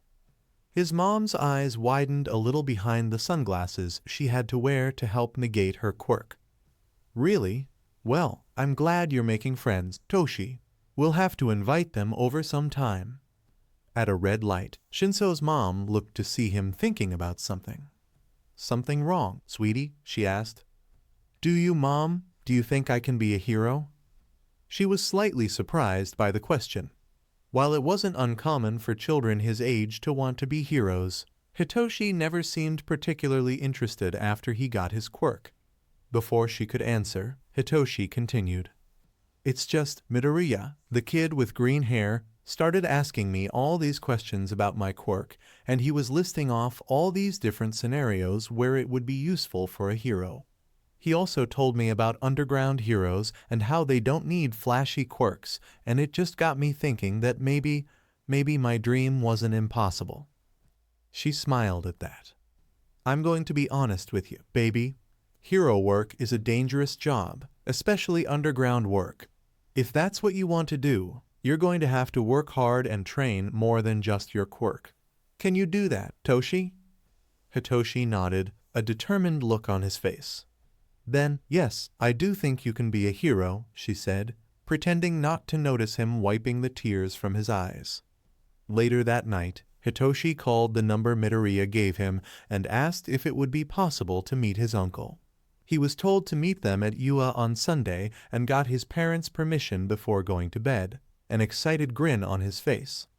Damn your big, kitten eyes, Izuku, Aizawa thought, snuggled up in his sleeping bag and waiting for his nephew and his friend to arrive with a new problem child. While he was glad Izuku and Katsuki had already made a new friend, he didn't appreciate them offering his services without asking him first. Since he started teaching, he'd had to adjust his patrol hours and wasn't looking forward to possibly adjusting his schedule further. Still, this Shinso kid's quirk sounded interesting, so he'd agreed to at least give him a chance. If Sho thought he'd be a waste of time, Izuku agreed to not bug him about his decision afterwards. He decided to first test the kid on his situational awareness by seeing how long it took for him to notice him lying near the gym mats. He soon heard voices and positioned himself so he was just visible enough to give the kid a chance to spot the yellow sleeping bag. When he heard the doors open, he started his stopwatch. And this is the P building, Izuku explained, him and Bakugo leading Shinso inside. This is where Uncle Sho said he wanted to meet us. Hobo-sensei probably wants to run you through some tests, Bakugo said, smirking as he and Deku noticed the end of a familiar sleeping bag. Meanwhile, Shinso was looking around the facility in awe. The cynical part of Shinso's brain had tried telling him not to trust these two. They were from Aldera and had the kind of quirks the staff would have fawned over. No way would a couple of lucky, entitled brats want to genuinely befriend him, let alone help him become a hero. Thankfully, he didn't listen to that part of his brain. Despite the short amount of time they'd known each other, the three boys had become quite close. While he still thought Bakugo was a bit too full of himself and could do without the nicknames, Midoriya was a good counter to the loud blonde, and for all of Bakugo's faults, he was a loyal friend. When a couple of their classmates had invited the two new kids to join them for lunch instead of having to sit with the creepy kid, Midoriya had to hold the blonde back from literally exploding at them. When asked why he did that, especially since it ended with him getting a warning and promises of detention the next time he used his quirk on school grounds, Bakugo just scoffed, saying nobody insults his friends but him. Now, he was at UA to meet a real pro hero about possibly training him. While he didn't know much about Izuku's uncle, not even his hero name or quirk, they had warned him he was a strict teacher and had only reluctantly agreed to meet him. Well, Shinso would just have to go plus ultra and show this guy he wasn't a waste of time. Looking around the facility, he couldn't believe the amount of equipment available. From the different machines to the various weights to the giant, yellow slug to the weight, the what? As he cautiously approached the strange creature, he failed to hear his two friends' attempts at muffling their snickers. When he went to poke it, Shinso jumped and fell backward as it turned to reveal a tired, scruffy face SC King on a jelly pouch. He blushed as Izuku and Katsuki burst into laughter, and the scruffy man slowly unzipped his sleeping bag. 3 minutes, 17 seconds, Aizawa tiredly said, standing up and looking down at the boy, unimpressed. It took you far too long to notice me. Also, if you notice something you think looks out of place, your first instinct should be to alert someone, not poke it. Shinso gulped. While he wasn't sure what to expect from the man, he had to admit Bakugo's nickname for him was pretty fitting. You too, Aizawa said, getting both boys' attention as they calmed down. We'll be skipping our normal morning exercises. Nezu and Ma-sensei are waiting for you. After an explosive high five, both boys left. However, while Bakugo left through the door they'd all entered through, Midoriya opened a secret hatch on the floor and chuckled as he dropped down into it. As Shinso openly shuddered, Aizawa suppressed his own. Aizawa cleared his throat, once again getting Shinso's attention. My name is Shouta Aizawa, aka the Erasure Hero, Eraserhead, and I'm going to be running you through a series of physical tests, Aizawa explained, tossing a ball in one hand. You will complete these to the best of your abilities, and if I feel like you're not taking these tests seriously, I will call your mother to pick you up. Like you, my quirk is non-combative, so I had to train myself physically and mentally to help even the playing field. My training is difficult, and I refuse to waste my time on someone who thinks they can coast by on good enough. Do I make myself clear? After another gulp, Shinso looked up into Aizawa's eyes and gave a resolute nod. Yes, sir, he said. Good, Aizawa said, tossing the ball to Shinso, who fumbled to catch it. Follow me. As he led the boy outside to the pitcher's circle, Aizawa hid a small smile behind his scarf. There was a hunger behind the kid's tired eyes that reminded him of his own when he had approached Ma-sensei about helping him get into the hero course. The main difference between the two was Shinso wasn't waiting to fail some biased exam to get help achieving his dream. In Gym Gamma, Big Green was watching as Bakugo used his quirk to dodge and shut down multiple circular drones shooting concussive blasts. He'd spent years perfecting his control over the size and power of his explosions until he was able to rocket himself around the gym with relative ease. After hitting the off switch on the last drone, Katsuki did an explosive backflip, panting once he landed. Take 5, brat, Ma said, tossing Bakugo a water bottle and towel. As Katsuki was gulping down his water, one of the drones activated again and tried shooting him from behind. However, Bakugo dodged and let out a loud die as he destroyed it. You do remember the parameters of the exercise, right? Ma asked, smirking as Bakugo sulked. Turn off the drones without destroying them, Katsuki grumbled through clenched teeth. But that one shouldn't count. You said we were done. I said to take 5, Ma shrugged.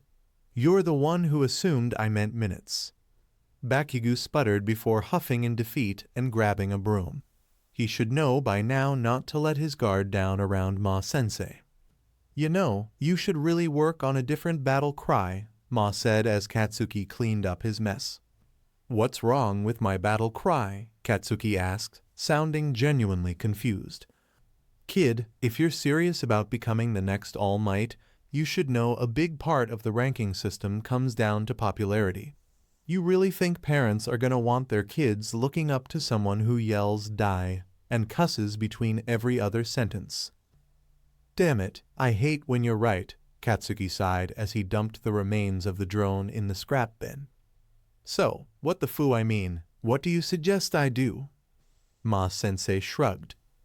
For the swearing, just substitute it with other words. As for the battle cry, just try yelling whatever words come to mind. There's a big, blue idiot in America that goes around yelling spoon, and his fans love it. Scrunching up his face, Katsuki finished his water. He then threw the empty bottle into the air. Wham-a-doodle, he cried as he used his quirk to destroy the bottle. We'll work on it, Piccolo said dryly. He then cracked his knuckles and got into a battle stance. Now, let's see how well you've been working on your hand-to-hand. This is quite wonderful, Midoriya-kun, Nezu said, admiring the entry on Shinso. I can't wait to see you boys testing some of these ideas. Also, I see your lessons with Kayama-san are certainly paying off. Thank you, sir, Izuku said, taking a sip of his hot water. Putting the notebook aside, Nezu hit a button and his desk opened to reveal a square board with a grid pattern and small, round stones on either side. Green for Izuku and white for Nezu. So, do you think Aizawa-kun will accept your new friend? Nezu asked, not even looking down as the clacking sound of stones hitting the wooden board in quick succession echoed throughout the office. No doubt about it, Izuku said, looking intensely at the board as the clacking was starting to slow down. They're kindred spirits. Besides, even if Uncle Sho turns him down, Kakin and I will still help him. I would expect nothing less from you too, Nezu chuckled. Also, I win. Nezu started laughing as Izuku banged his head against the desk in defeat. Don't fret, my boy, Nezu chirped as he reset the board. You are greatly improving. I almost had to try that time. Izuku just sighed as the sound of stones clacking once again filled the office.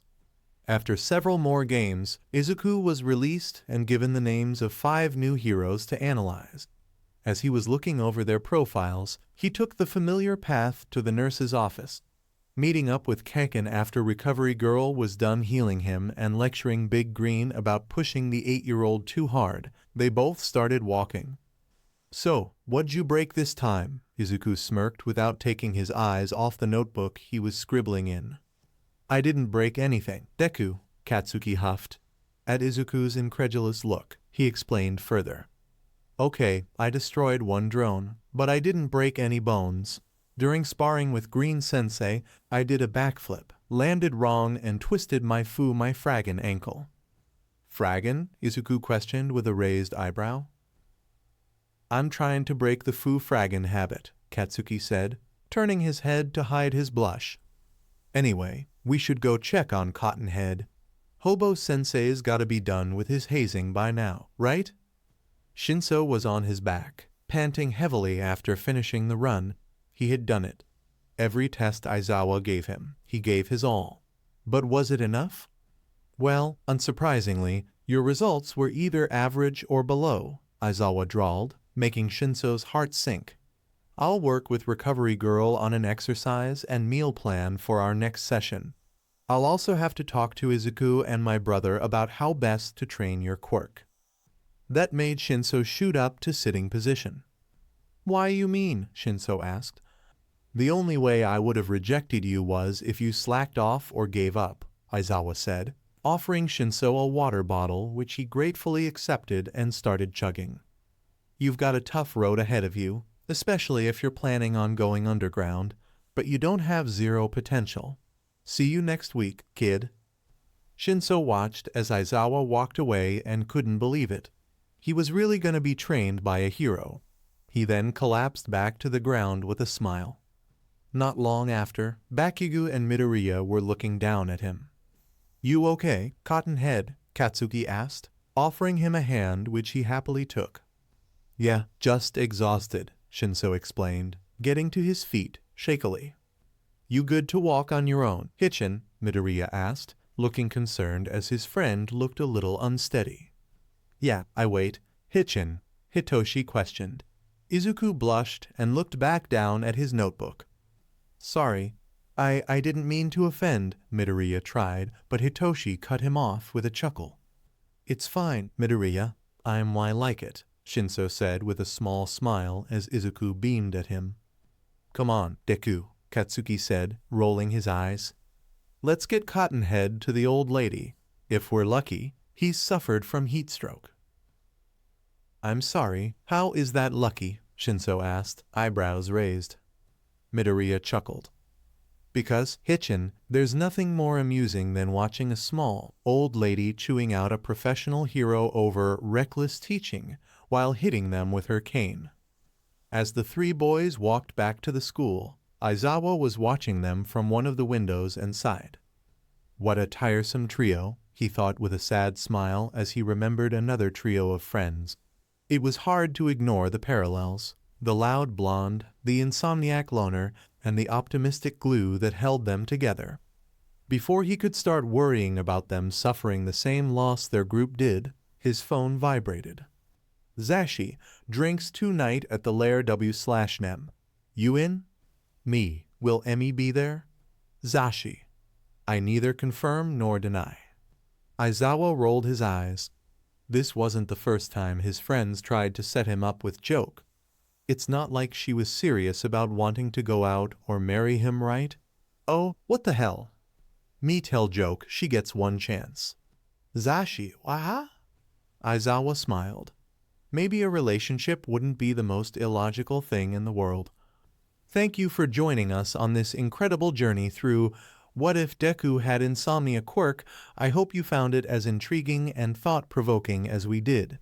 A big shout out to Fragwit94 for crafting such a compelling story. Don't forget to check out their profile on Archive of Our Own for more amazing works. The link is in the description below. If you liked this video, please give it a thumbs up, share it with your friends, and don't forget to subscribe to What If Deku 2.0 for more fascinating explorations into the world of fanfiction and fantasy. Your support helps us create more content like this, and we're always excited to hear your thoughts and suggestions in the comments section. See you guys in the next video.